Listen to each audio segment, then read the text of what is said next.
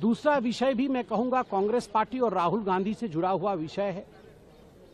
पृथ्वीराज चौहान जो कि महाराष्ट्र के पूर्व सीएम रहे हैं और भारत में कांग्रेस पार्टी के एक जाने माने चेहरे हैं, गांधी परिवार के, और खास करके राहुल और प्रियंका वाड्रा जी के काफी नजदीकी जाने जाते हैं।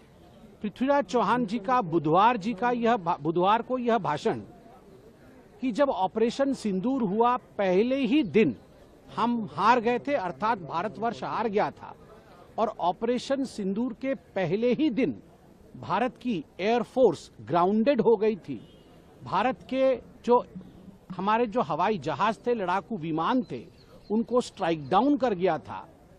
मैं कहूंगा ये गद्दारी से भरा हुआ स्टेटमेंट है और आज उन्होंने उस पर माफी मांगने से भी इनकार कर दिया है। भारतवर्ष ने किस प्रकार से अंदर घुस के 100 किलोमीटर अंदर बहावलपुर में, मैं कहूंगा पाकिस्तान के अंदर से सबसे जहां तक कभी भारत नहीं पहुंची थी, वहां भारत ने जाके आघात किया है। किस प्रकार 11 से अधिक एयर स्ट्रिप को ध्वस्त किया है भारतवर्ष ने पाकिस्तान के अंदर, यह भी हमने देखा है। मगर पृथ्वीराज चौहान जी का यह कहना कि भारत की आर्मी 1 किलोमीटर भी आगे नहीं बढ़ पाई, हम 12 लाख ऐसे आर्मी को क्यों रखे हुए हैं? हम ऐसे आर्मी को दूसरे काम में लगाना चाहिए और इस आर्मी का कोई महत्व नहीं है। This is nothing but a statement full of sedition, this is nothing but a statement of a traitor.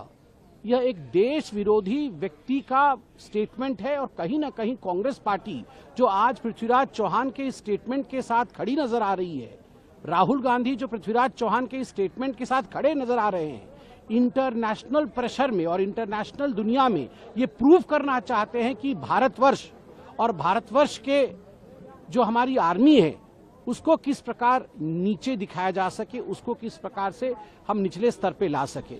आज मुझे बड़े दुख के साथ कहना पड़ रहा है, जब शांति बिल के ऊपर चर्चा हो रही है सदन में, उस समय पृथ्वीराज चौहान जी का भारत की आर्मी पर हमला करना, भारत के आर्मी की शक्ति पर हमला करना, भारत को एक हारा हुआ देश बताना, ये कहीं ना कहीं पूरे भारतवर्ष के मनोबल के ऊपर आक्रमण है और कांग्रेस पार्टी का सुनियोजित आक्रमण है। ये फॉरेन हैंड्स में खेल रहे हैं और भारत को बेचने का काम कर रहे हैं।